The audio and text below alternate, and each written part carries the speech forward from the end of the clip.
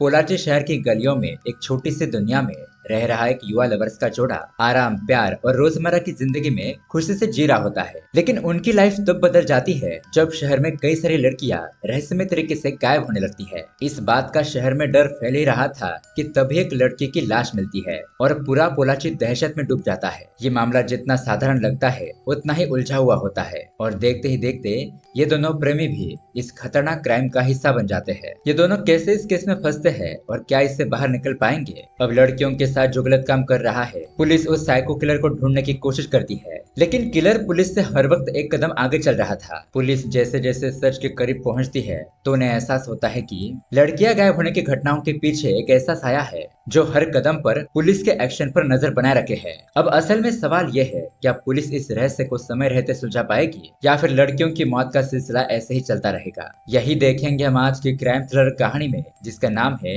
इनाई सुदुम्पान। दोस्तों, ये फिल्म हाल ही में 2025 में रिलीज हुई है और IMDb पर मिले है इस फिल्म को 6.2 आउट ऑफ 10। ये फिल्म बहुत ही इंटरेस्टिंग है, तो वीडियो को एंड तक जरूर देखना। तो चलिए बिना किसी देरी के शुरू करते हैं आज की कहानी की शुरुआत होती है एक पुलिस स्टेशन से, जहाँ पर हम एक चाय वाले को देखते हैं। वो पुलिस स्टेशन के अंदर इंस्पेक्टर के पास चाय देने के लिए जाता है तो वहाँ के ऑफिसर का नाम होता है विजय। ये एक लालची, रिश्वतखोर और घमंडी पुलिस वाला होता है और इंस्पेक्टर विजय ने उस चाय वाले को कोलीवाड़ा की महंगी चिक्की लाने के लिए कहा था। अब चाय वाला उसे चिक्की और चाय देता है। वो मन में कहता है कि ये कितना खतरनाक पुलिस वाला है, खुद ही शक्ल से गुंडा लगता है। अगर मैं इसके लिए हर रोज इतनी दूर से महंगी चिक्की लाता रहूंगा और ये मुझे उसके पैसे भी नहीं देगा तो मैं तो कंगाल हो जाऊंगा, लेकिन मैं कुछ कर भी नहीं सकता ना। अब वो वहाँ पर बाहर बैठी हुई दिव्या नाम की पुलिस ऑफिसर से जाकर बात करता है। कहता है कि मैडम, मैं इतनी दूर जाकर कोलीवाड़ा से चिक्की लेकर आता हूँ, इसमें मेरे बहुत सारे पैसे खर्च होते हैं। तो दिव्या उसे कहती है कि तुम यही पास के दुकान से चिक्की लेकर आओ और विजय सर को दे दो और ये कहो कि ये चिक्की कोलीवाड़ा की ही है,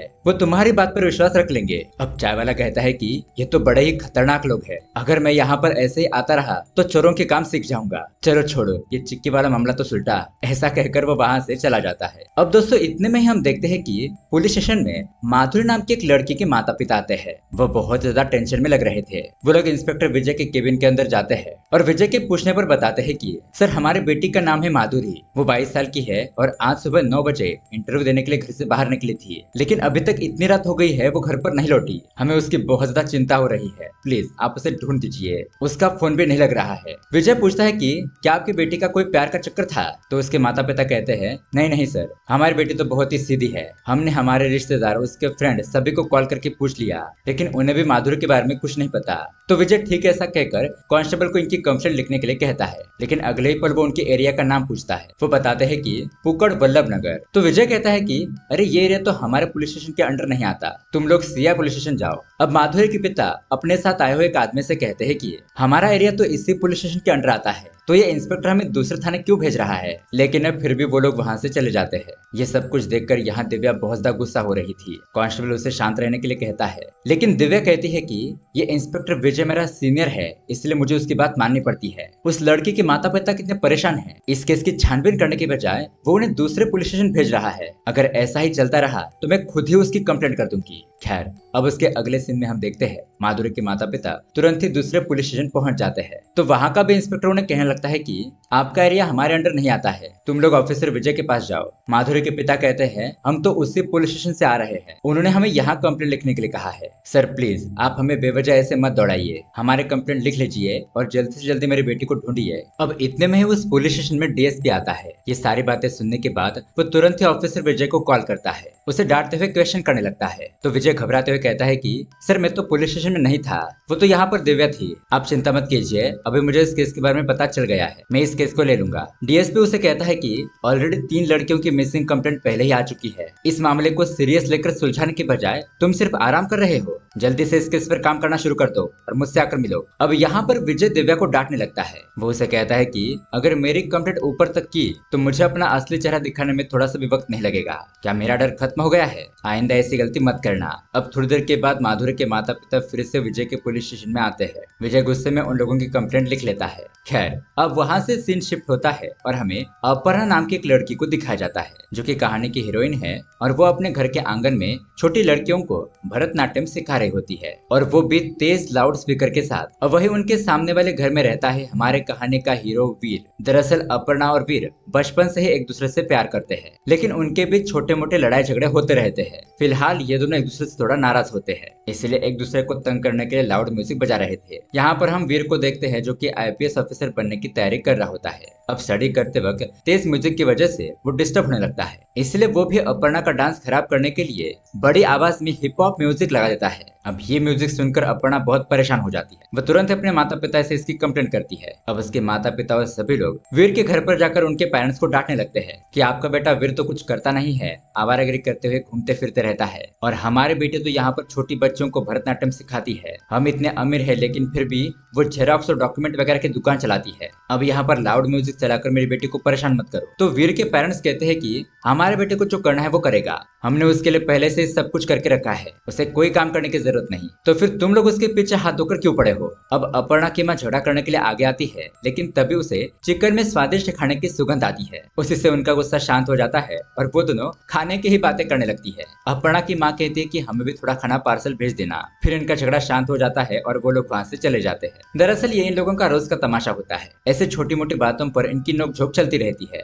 और सबसे मेन बात, इन दोनों परिवार को अपर्णा और वीर के प्यार के बारे में पता होता है, लेकिन अपर्णा के घर वाले अपनी बेटी की शादी वीर से नहीं करना चाहते, क्योंकि वीर ने तो अभी अपनी लाइफ में कुछ भी हासिल नहीं किया है, वो कोई भी काम नहीं करता है। अब उसके बाद हम देखते हैं अपर्णा और वीर घूमने के लिए जाते हैं। उनका झगड़ा भी सॉर्ट आउट हो जाता है। अब वही दूसरी तरफ पुलिस को खबर मिलती है कि रेलवे स्टेशन के पास वाले एक जगह पर एक लड़की की लाश मिली है। और दरअसल दोस्तों, ये उसी लड़की माधुरी की लाश थी। माधुरी के माता पिता पुलिस वाले तुरंत ही उस लोकेशन पर पहुंच जाते हैं। बॉडी आइडेंटिफाई करने पर पता चलता है ये माधुरी है। तो अपनी बेटी को मरा हुआ देखकर उसके पेरेंट्स फुट फुट कर रोने लगते हैं। उन्हें कुछ समझ नहीं आ रहा था कि उनकी बेटी को किसने मारा, उनकी बेटी के साथ ये गलत काम किसने किया। अब पोस्टमार्टम करने के बाद पता चलता है कि माधुरी के साथ किसी ने आरएपी किया है और उसे बहुत हर्ट करके टॉर्चर करके मार डाला है। अपनी बेटी की मौत के बारे में ऐसी बातें सुनकर उसके पेरेंट्स और भी दुखी हो जाते हैं, लेकिन वो हिम्मत नहीं हारते। ऐसी घटना किसी दूसरी लड़की के साथ ना हो, इसलिए असली अपराधी पकड़े जाने के लिए वो पुलिस स्टेशन में जाते हैं और फिर से अपने बेटे के हत्यारे के बारे में पूछताछ करते हैं कि पुलिस की जांच कहां तक पहुंची, वो माधुरी के हत्यारे को कब तक पकड़ेगी, क्या अभी तक उन्हें एक भी सुराग नहीं मिला है। अब इन सब से इंस्पेक्टर विजय बहुत ज्यादा परेशान हो जाता है। दरअसल उसे तो ये केस सॉल्व करना ही नहीं था। वो उन दोनों की बातों को इग्नोर करता है, कहता है कि तुम्हारे बेटे की तरह यहाँ पर बहुत सारे केसेस है, अगर हमें किलर के बारे में कुछ भी पता चलता है तो हमको बता देंगे, फिलहाल तुम यहाँ से चले जाओ। दरअसल दोस्तों, वो उन लोगों को ऐसे ही भगा रहा था, लेकिन अब इस बात से माधुरी के माता पिता को बहुत गुस्सा आ जाता है। वो पुलिस स्टेशन के बाहर जाकर मीडिया को बुलाते हैं और अपनी तकलीफ बताते हैं कि उनकी बेटी के साथ इतना गलत काम हुआ है, लेकिन पुलिस अभी तक अपराधी को पकड़ नहीं पा रही है। लोग जब पुलिस के पास मदद मांगने के लिए जाते हैं तो पुलिस उन्हें एक से दूसरे पुलिस स्टेशन में दौड़ाती है, कोई भी मदद नहीं करती। हमारे बेटी की तरह किसी और की बेटी के साथ भी गलत ना हो, इसलिए हमें किसी भी हालत में न्याय चाहिए। जब तक हमें न्याय नहीं मिलेगा हम यहीं पर बैठकर धरना देंगे। अब मीडिया वाले ये सब कुछ कवर कर लेते हैं और ये न्यूज पूरे शहर में फैल जाती है। अगले सीन में हम देखते हैं डीएसपी विजय के पुलिस स्टेशन में आता है, उसे डांटने लगता है और कहता है कि यहाँ पर इतने सारे केस पेंडिंग पड़े हैं और तुम यहाँ पर आराम कर रहे हो, ये रहा तुम्हारा सस्पेंशन लेटर और सड़क पर जाकर अब चिक्की बेचो। ऐसा कहकर वो उसे निकाल देता है। अब उसके बाद हम अपर्णा और वीर को देखते हैं। अपर्णा अपना फेसबुक चला रही थी, तभी वीर देखता है कि उसे तो बहुत सारे लोगों के फ्रेंड रिक्वेस्ट आई हुई है। वो कहता है कि अभी तक तुमने एक भी रिक्वेस्ट एक्सेप्ट नहीं की। अपर्णा कहती है मैं जिसे जानती हूँ उसके रिक्वेस्ट को एक्सेप्ट करती हूँ। अब वीर ऐसे ही मस्ती मजाक में डैनियल नाम की एक बंदी की रिक्वेस्ट एक्सेप्ट कर लेता है और उससे हाय हेलो करते हुए बातचीत करने लगता है। अपर्णा उसे कहती है कि ऐसा मत करो, अनजान लोगों से बात करना ये गलत बात है। तो वीर ठीक है ऐसा कहता है। फिर वो दोनों वहां से जाने लगते हैं। अब ये दोनों बाइक से जा रहे थे, लेकिन तभी बीच रास्ते में कुछ बदमाश लड़के गाड़ी में बैठकर तेजी से जा रहे थे, जो कि उनकी बाइक को टक्कर मार देते हैं। अब एक्सीडेंट होने की वजह से वो दोनों रास्ते पर गिर जाते हैं और ये आवारा लड़के उन्हें सॉरी कहने के बजाय उल्टा उन्हें ही धमकाने लगते हैं कि उनकी बाइक उनकी गाड़ी से कैसे टकराई। अब यहाँ पर बात ना बढ़े इसलिए वीर कहता है कि ओके बॉस, हमें माफ कर दो, तुम्हारा जो भी नुकसान हुआ है मैं दे दूंगा। तो वो लड़का कहता है कि मुझे नुकसान नहीं, ये लड़के चाहिए, क्या दोगे? अब ये बात सुनकर वीर को बहुत ज्यादा गुस्सा आ जाता है। वो उन सभी आवारा लड़कों को इस तरह से पीटता है कि उनकी हड्डी पसली ही तोड़ देता है। वो उन्हें दौड़ा दौड़ा कर मारता है और वो लोग डर के मारे वहां से भाग जाते हैं। खैर, अब उसके अगले सीन में हम एक लड़के को देखते हैं जो कि किसी लड़की को अपने घर पर लेकर आता है। फिर वो उसे अपने बेडरूम में ले जाता है, थोड़ी बहुत बातचीत करता है और धीरे धीरे उसके क्लोज आने की कोशिश करता है। यानी कि वो उस लड़की से फिजिकल होना चाहता था। वो लड़की उसे समझाती है कि ऐसा मत करो, ये सब कुछ गलत है, शादी से पहले हमें ये नहीं करना चाहिए। लेकिन वो लड़का कहता है कि ये सब कुछ तुम्हें यहाँ पर आने से पहले सोचना चाहिए था। अब अगर तुम मुझे यहाँ से नाराज करके जाओगी तो मैं तुमसे ब्रेकअप कर लूंगा। इस तरह से उस लड़की को उल्टी सीधी बातों में फंसाकर उसके साथ इंटीमेट हो जाता है और ये सीन यहीं पर कट हो जाता है। अब उसके अगले सीन में हम बहुत सारे पुलिस वालों को देखते हैं जो कि एक मीटिंग कर रहे होते हैं। यहाँ पर सीनियर पुलिस ऑफिसर अपने टीम मेंबर से कहता है कि हमारे शहर में जो लड़कियां लापता हो रही है उनके साथ आरएबी करके उन्हें मार दिया जा रहा है। क्या इस केस के बारे में अभी तक कुछ भी सुराग नहीं मिला है? तो एक ऑफिसर बताता है कि सर, वो किलर बहुत ही शातिर है। फिलहाल हमें बस इतनी ही जानकारी मिली है कि उस किलर ने लड़कियों को सोशल मीडिया के जरिए फंसाया है। अब सीनियर कहता है कि ठीक है, अब इस केस को एक ही आदमी सुलझा सकता है और वो है करुणाकरण। उसके अगले ही पल हम करुणाकरण को देखते हैं। वो पुलिस स्टेशन जाकर अपनी ड्यूटी ज्वाइन करता है। दिव्या उसे इस केस के फाइल की डिटेल देती है। वो कहता है कि ठीक है, मुझे इस लड़की के माता पिता से मिलना है। तो दिव्या उसे तुरंत ही अपने साथ ले जाती है। अब माधुरी के पिता बहुत ज्यादा गुस्से में होते हैं क्योंकि अभी तक उनकी मरी हुई बेटी को न्याय नहीं मिला था, खूनी पकड़ा नहीं गया था। करुणाकरण उनसे बातचीत करके उनकी बेटी के बारे में जानने की कोशिश करता है। कहता है कि मैं आपकी बेटी के अपराधी को सजा दिलाने के लिए आया हूँ। लेकिन माधुरी के पिता उस पर ही गुस्सा होने लगते हैं कि तुम भी पिछले पुलिस ऑफिसर की तरह होंगे, एक दो बात पूछकर 2-3 दिन के लिए इन्वेस्टिगेट करोगे और बाद में ये केस वैसा ही पड़ा रहेगा। तब दिव्या उन्हें कहती है कि नहीं सर, ये बहुत ही ईमानदार पुलिस ऑफिसर है, आप शांति से उन्हें अपनी बेटी के बारे में सारी बात बताइए। तो अब माधुरी के पिता भी शांत हो जाते हैं और इमोशनल होकर बताने लगते हैं। वो बताते हैं कि उनकी बेटी 10 नवंबर को सुबह 9 बजे घर से निकली थी इंदिरा टेक्सटाइल कंपनी में इंटरव्यू देने के लिए। फिर देर रात तक जब उनकी बेटी घर पर नहीं आई तो वो लोग परेशान हो गए। उसका फोन भी स्विच ऑफ आ रहा था और उसके 2 दिन बाद उन्हें उनकी बेटी की लाश मिली। अब ये सारी जानकारी मिलने के बाद पुलिस वहां से चली जाती है। अगले सीन में हम वीर और अपर्णा को देखते हैं। यहाँ पर उन्हें सोशल मीडिया के जरिए पता चलता है कि एक और लड़की की लाश मिली है। अब ये सब कुछ देखकर वीर को बहुत ज्यादा गुस्सा आ जाता है। वो कहता है कि जो कोई भी इन लड़कियों के साथ ये गलत काम कर रहा है, एक बार वो मेरे हाथ लग जाए, मैं उसे जान से ही मार डालूंगा। फिर वहां से वो दोनों अपने घर पर आ जाते हैं। अब यहाँ पर अपर्णा वीर से कहती है कि तुम आईपीएस की पढ़ाई कर रहे हो, वो ठीक बात है, लेकिन तब तक तुम ऐसे आवारा बैठे रहो, ये बात मेरे पेरेंट्स को बिल्कुल भी पसंद नहीं है। जब तक तुम्हें सरकारी नौकरी नहीं मिल जाती तब तक तुम छोटी मोटी कंपनी में जॉब कर लो और ये शराब पीना भी छोड़ दो। तो वीर भी उसकी बात मान लेता है। वो अगले दिन अपर्णा ने बताई हुई एक इम्पोर्ट एक्सपोर्ट की कंपनी में इंटरव्यू देने के लिए जाता है, लेकिन वो वहां पर ठीक से जवाब नहीं दे पाता, जिसकी वजह से उसे जॉब नहीं मिलती है और उसे बेइज्जत करके वहां से निकाल दिया जाता है। अब इस वजह से वीर को बहुत ज्यादा गुस्सा आ जाता है। वो परेशान होकर शराब पीने लगता है। तभी वहां पर अपर्णा आती है और उसे समझाने की कोशिश करती है, लेकिन वो उसकी कोई भी बात नहीं सुनता। इन दोनों में झगड़ा शुरू हो जाता है। वीर कहता है कि अब से मैं तुम्हारी कोई भी बात नहीं सुनूंगा और शराब पीने की वजह से वो नशे में अपर्णा को भला बुरा कहता है। अपर्णा कहती है कि मैं ही पागल थी जो तुमसे प्यार कर बैठी, क्या तुम हमारे फ्यूचर के लिए बदल नहीं सकते? वीर उसे कहता है कि मैं तुम्हारे लिए क्यों बदलूं? अब इतने में उन दोनों के पेरेंट्स वहां पर आ जाते हैं। अपर्णा अपने पिता से कहती है कि पिताजी, मुझे इस लड़के से कोई भी दोस्ती नहीं रखनी, आप लोग चलिए यहाँ से। अब अपर्णा के पिता वीर से कहते हैं कि आज से मेरी बेटी से दूर रहना, अब देखना कैसे अमीर लड़के से मैं अपनी बेटी की शादी करवाता हूँ। वही दोस्तों, दूसरी तरफ करुणाकरण इस केस की इन्वेस्टिगेशन कर रहा होता है। अब हाल ही में जिस लड़की की मौत हुई थी उस लड़की के माता पिता नहीं थे, वो अपनी दादी के साथ रहती थी। तो दादी से उस लड़की से पूछताछ करने पर वो बताती है कि सर, मैं आपको क्या बताऊं, मेरी पोती मेरी एक भी बात नहीं सुनती थी। जब से उसने ईएमआई पर वो मोबाइल लिया है वो उसी में घुसी रहती थी। मुझे तो शक था कि वो बहुत सारे लड़कों से बात करती और उनके साथ चक्कर चला रही थी। मैंने उसे समझाने की कोशिश की लेकिन उसने मेरी बात नहीं मानी। लेकिन फिर पता नहीं क्या हुआ, अचानक ही एक दिन वो घर पर नहीं आई। मैं बहुत परेशान हो गई, अकेली बूढ़ी महिला में क्या करती, और 2 दिन बाद पता चला कि उसकी मौत हो गई है। सर, वो जैसे भी थी लेकिन मेरी पोती थी। मेरे बच्चे के साथ जिसने भी गलत काम किया है वो अपराधी बचना नहीं चाहिए। करुणाकरण दादी को दिलासा देते हुए कहता है कि हम उस अपराधी को जल्द ही पकड़ने की कोशिश करेंगे, आप चिंता मत कीजिए। अब उसके अगले दिन हम देखते हैं वीर को होश आता है और उसे अपनी गलती का एहसास होता है कि कल उसने शराब के नशे में कुछ ज्यादा ही बोल दिया। अब वो सॉरी कहने के लिए अपर्णा को कॉल करता है लेकिन वो उसका कॉल नहीं उठाती। अब यहाँ पर अपर्णा के साथ उसकी फ्रेंड होती है। वो उससे पूछती है कि तू वीर का कॉल क्यों नहीं उठा रही है। तब अपर्णा बताती है कि मैं उससे थोड़ा नाराज हूँ। उसकी फ्रेंड उसे कहती है कि मुझे तो इस लड़के का कोई भी फ्यूचर दिखाई नहीं दे रहा है और तू उससे शादी करने की सोच रही है, एक बार दोबारा सोच ले। अपर्णा कहती है कि वीर एक बहुत ही अच्छा लड़का है, बचपन से लेकर आज तक मेरे माता पिता के बाद वही मुझसे बहुत ज्यादा प्यार करता है। फिलहाल वो थोड़ा भटक गया है और मुझे उसे सही रास्ते पर लाने के लिए ये सब कुछ करना ही होगा। लेकिन अब प्रॉब्लम ये हो गई है कि मैंने अपने पापा को गुस्से में कह दिया कि मेरा और वीर का रिश्ता खत्म।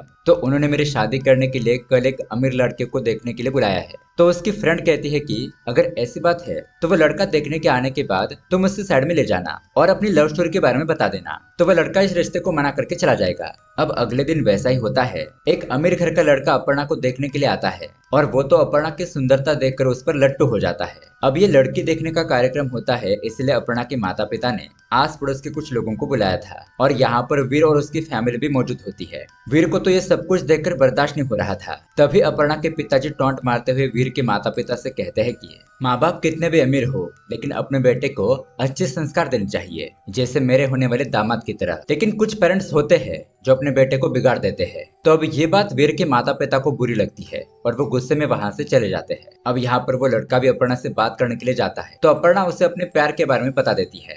फिर क्या था, वो लड़का ये रिश्ता ठुकरा कर चला जाता है। अब रात को हम देखते हैं वीर बहुत दुखी होता है, इसलिए वो अपने मामा और दोस्तों के साथ शराब पीने के लिए बार में जाता है। अब वहाँ पर डांस गाना करने के बाद वो अपर्णा के जेरॉक्स दुकान पर आता है। अपर्णा को भी देर हो गई थी, वो तुरंत ही अपनी दुकान बंद करती है और ऑटो का इंतजार करने लगती है। वीर वहाँ पर पहुँचता है और उसे कहता है चलो बैठो, मैं तुम्हें घर पर छोड़ देता हूँ। लेकिन अपर्णा अभी भी उससे नाराज थी, तो वो उसे कहती है कि मैं तुम्हारे साथ नहीं आऊंगी, तुम चले जाओ, मैं अकेले घर जा सकती हूँ। तो फिर वीर गुस्से में वहां से चला जाता है। अब 10-15 मिनट बीत जाते हैं लेकिन अपर्णा को कोई भी ऑटो नहीं मिलती है, इसलिए वो परेशान होने लगती है कि कहीं उसने वीर के साथ न जाकर गलती तो नहीं कर दी। तभी अचानक उसके सामने एक कार आकर रुकती है और एक लड़का जल्दी से उस कार से उतरकर अपर्णा के पास जाकर उसके मुंह पर बेहोशी की दवा लगाता है और उसे बेहोश कर देता है। ये इतनी जल्दबाजी में होता है कि अपर्णा को कुछ समझ में नहीं आता। अब वो बेहोश अपर्णा को अपनी कार के अंदर डालकर वहां से ले जाता है। अब बहुत देर हो गई थी और अपर्णा अपने घर पर नहीं पहुंचती, इसलिए उसके पेरेंट्स बहुत परेशान हो जाते हैं। वो दुकान पर भी जाकर देख कर आते हैं लेकिन उनकी बेटी वहां पर नहीं थी। अब उनके घर पर वीर के माता पिता आते हैं तो अपर्णा के पेरेंट्स उन्हें कहते हैं कि हमारी बेटी अब तक घर पर नहीं आई है, हमें लगता है कि तुम्हारे बेटे ने ही उसे किडनैप किया है। ये बात सुनकर वीर के पिताजी कहते हैं कि आप लोग ये क्या कह रहे हो, मेरा बेटा ऐसा नहीं कर सकता, वो तो खुद सुबह से अब तक घर पर नहीं आया है। फिर ये दोनों फैमिली तुरंत ही पुलिस स्टेशन जाकर कंप्लेंट लिखवाते हैं। लेकिन अपर्णा के माता पिता पुलिस से कहते हैं कि हमने इनके बेटे वीर से अपनी बेटी का रिश्ता नहीं किया, तो लगता है शायद उसने हमारे बेटे को किडनैप किया है। अब करुणाकरण इनकी कंप्लेंट लिखकर लेने के लिए कहता है। ऑफिसर दिव्या इस फैमिली से वीर का नंबर लेकर उसे कॉल करने की कोशिश करती है लेकिन उसका फोन स्विच ऑफ आने लगता है। अब दिव्या को भी शक होने लगता है कि शायद वीर ने ही उनकी बेटी को किडनैप किया होगा। यहाँ इस तरफ हम उस लड़के को देखते हैं जो कि शायद अपर्णा के साथ आरएपी करता है और उसे मारकर बोरी में भर देता है। उसी रात हम सुनसान जगह पर वीर को देखते हैं जो अपर्णा के बारे में ही सोच रहा था कि उसे गलती हो गई, उसे अपर्णा के साथ झगड़ा नहीं करना चाहिए था। लेकिन तभी अचानक उसके फोन पर एक कॉल आता है और दरअसल दोस्तों उस साइको लड़के का नाम होता है डैनियल। और दोस्तों ये डैनियल रास्ते से जा रहे एक आदमी से उसका फोन कॉल करने के लिए मांगता है।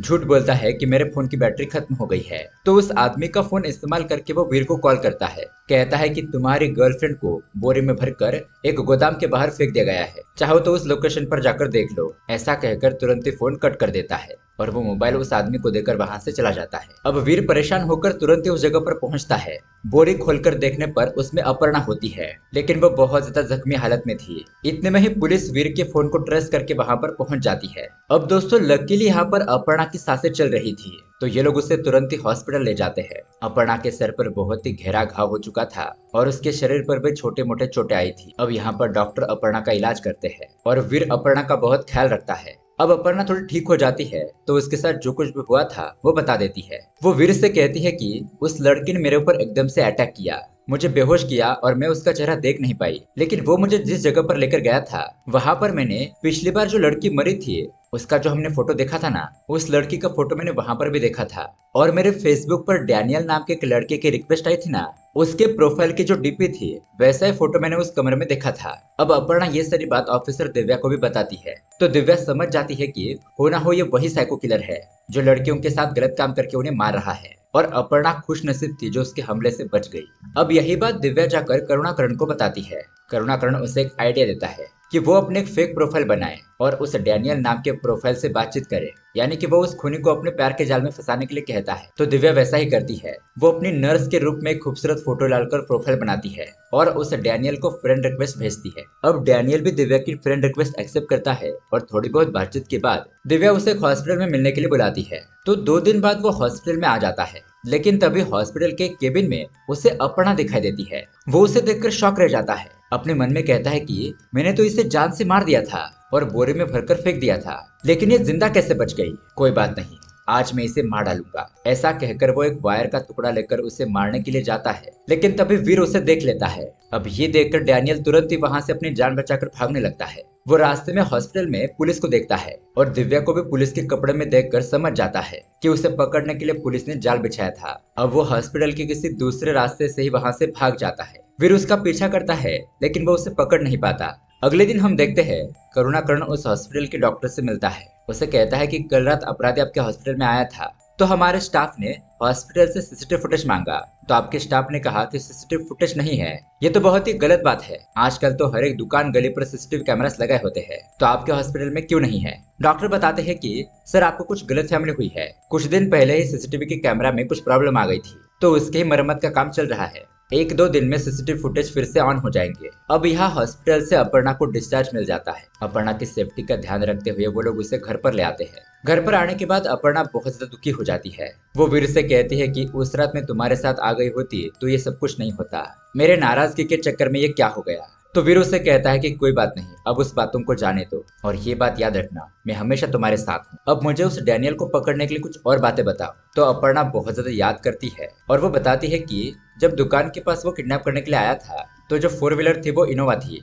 और जब वो आदमी उसे अपने अड्डे पर ले गया था, तो जब उसे थोड़ा बहुत होश था, तो उसने उस लड़के को फोन पर बात करते हुए सुना था और वो चिरंजीवी नगर का नाम ले रहा था। तो वीर अपर्णा से कहता है कि ठीक है, अब ये बात तुम किसी को मत बताना, मैं उस डैनियल को पकड़कर अच्छा सबक सिखाऊंगा। यहाँ दूसरी तरफ दिव्या एक और फेक प्रोफाइल बनाकर उस डैनियल को फंसाने की कोशिश करती है, पर डैनियल रास्ते में एक आदमी से फोन मांगता है। उसका फोन इस्तेमाल करके दिव्या से बात करता है। थोड़ी देर के बाद दिव्या वहाँ पर पहुँचती है, तो उसे पता चलता है कि वो साइको किलर ऐसे रास्ते में अनजान लोगों का फोन इस्तेमाल करता है ताकि वो खुद पकड़ा ना जाए। अब यहाँ पर दिव्या ऐसे बहुत सारे लोगों को पकड़कर उनसे पूछताछ करती है, तो वो सभी आदमी कहते हैं कि हम तो उस लड़के को नहीं जानते, पर उनमें से एक आदमी कहता है कि वो लड़का जब मेरे फोन से बात करने के बाद चला गया, तो जाते वक्त उसके जेब से एटीएम की रिसिप्ट गिरी थी। उसमें मंदिर की भभूति रखने के लिए मैंने वो रिसिप्ट अपने पास रख ली थी। अब ये रिसिप्ट वो ऑफिसर करुणाकरण को दे देता है, तो करुणाकरण उस रिसिप्ट से उस साइको की सारी इन्फॉर्मेशन निकालने लगता है। अब यहाँ पर हम वीर को देखते हैं जो चिरंजीवी नगर जाता है।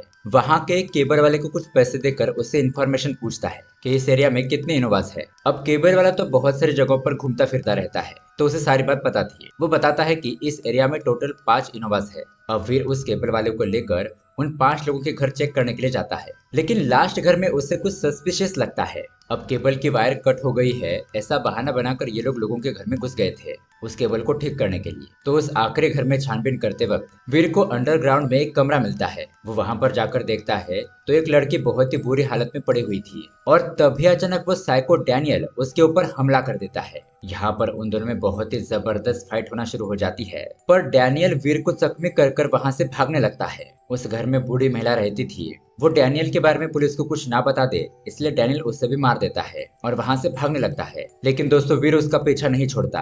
अब थोड़ी देर में हम देखते हैं पुलिस भी उस किलर को पकड़ते हुए उस घर में पहुंच जाती है। वहां पर उन्हें वो लोग तो नहीं मिलते, लेकिन बहुत सारे सबूत मिलते हैं। उस अंडरग्राउंड वाले कमरे में आज तक इस साइको ने जितनी भी लड़कियों को मारा था उनके फोटो लगे हुए थे, और उन लड़कियों का पीछा करने के लिए, उन्हें पकड़ने के लिए जितने भी प्लानिंग थी वो सब कुछ यहाँ पर कर रखी थी। तो पुलिस भी उस साइको को ढूंढने के लिए निकल पड़ती है। अब डैनियल रास्ते में भागने लगता है, वीर उसका पीछा कर रहा होता है, लेकिन तभी अचानक बीच रास्ते में पुलिस डैनियल के सामने आ जाती है। अब वीर पुलिस को देखकर वहीं पर छुप जाता है। यहाँ पर पुलिस डैनियल को सरेंडर करने के लिए कहती है। करुणाकरण उसे बहुत ज्यादा मारता है और सब कुछ सच बताने के लिए कहता है। तो यहाँ पर डैनियल सब कुछ कबूल करता है कि उसने ही लड़कियों के साथ आरोपी करके उन्हें मार डाला। लड़कियों को तड़पा कर मारने से उसे खुशी मिलती है, यानी कि वो एक तरह का साइको था। जब एक बार अपर्णा मोबाइल के दुकान पर रिचार्ज कराने के लिए गई थी, तो वो वहां पर अपना नंबर बता रही थी, तो डैनियल ने उसके नंबर को नोट कर लिया। इसलिए हमें अपना नंबर खुलकर कभी भी पब्लिक प्लेस में नहीं बताना चाहिए। उसके बाद डैनियल उसके ऊपर नजर रखने लगा और इसी तरह से उसने जाल बिछाकर बाकी लड़कियों की जिंदगी भी बर्बाद कर दी। अब ये सारी बातें बताते हुए वो अचानक ही पुलिस पर गोली चलाता है और उन्हें चकमा देकर भागने लगता है। भागते भागते वो एक फैक्ट्री के अंदर आकर छुप जाता है, लेकिन वीर अभी भी उसका पीछा कर रहा था। यहाँ पर उन दोनों में फिर से फाइट शुरू हो जाती है। वीर उसे बहुत मारता है, वो उसे इतना पीटता है कि उसे लहूलुहान कर देता है। अपर्णा और बाकी लड़कियों के साथ उसने जो गलत काम किया था वो सब कुछ सोचकर उसे दर्दनाक मौत देता है। अब इतने में ही वहां पर पुलिस भी आ जाती है। पुलिस उससे पूछती है कि बताओ खूनी कहाँ पर है। तो वीर कहता है कि मुझे नहीं पता। पुलिस अब उस फैक्ट्री में इधर उधर ढूंढने लगती है। तभी एक कमरे में उन्हें डैनियल की लाश मिलती है। और दोस्तों वहां पर कहानी की शुरुआत में हमने जिस माधुरी के माता पिता को देखा था वो दोनों वहां पर मौजूद होते हैं। दरअसल रास्ते में डैनियल और वीर को भागते हुए इन दोनों ने देख लिया था और ये दोनों भी उनका पीछा करते हुए इस फैक्ट्री में आ गए थे। जब वीर डैनियल को जान से मारने ही वाला था तब माधुरी के माता पिता उसे कहते हैं कि हमें अपने बेटे की मौत का बदला लेने दो। और वो दोनों डैनियल के हाथ पैर बांधकर उसका गला घुटकर उसे मार डालते हैं ताकि वो अपनी बेटी की मौत का बदला ले सके और वीर भी इस खून के केस में ना फंसे। अब पुलिस को सब कुछ पता चल जाता है तो वो माधुरी के माता पिता को गिरफ्तार कर लेते हैं और अब यहाँ पर साइको किलर की तो मौत हो चुकी थी। कहानी के एंडिंग में हम देखते हैं अपर्णा और वीर की शादी हो जाती है और सुहाग रात के दिन अपर्णा थोड़ी दुखी थी, लेकिन वीर उसे समझाता है कि पिछली सारी बातें भूल जाओ, आज से हम जिंदगी की नई शुरुआत करेंगे। इससे पीछे तुम्हारे साथ जो कुछ भी हुआ मुझे उससे कोई फर्क नहीं पड़ता। अब ये बात सुनकर अपर्णा बहुत खुश हो जाती है कि वीर उससे कितना प्यार करता है। और दोस्तों ये कहानी यहीं पर एंड हो जाती है। तो दोस्तों ये कहानी आपको कैसी लगी हमें कमेंट करके जरूर बताइएगा। वीडियो पसंद आई हो तो इसे लाइक और हाइप भी जरूर कीजिए। चलिए मिलते हैं अगली वीडियो में। Keep watching.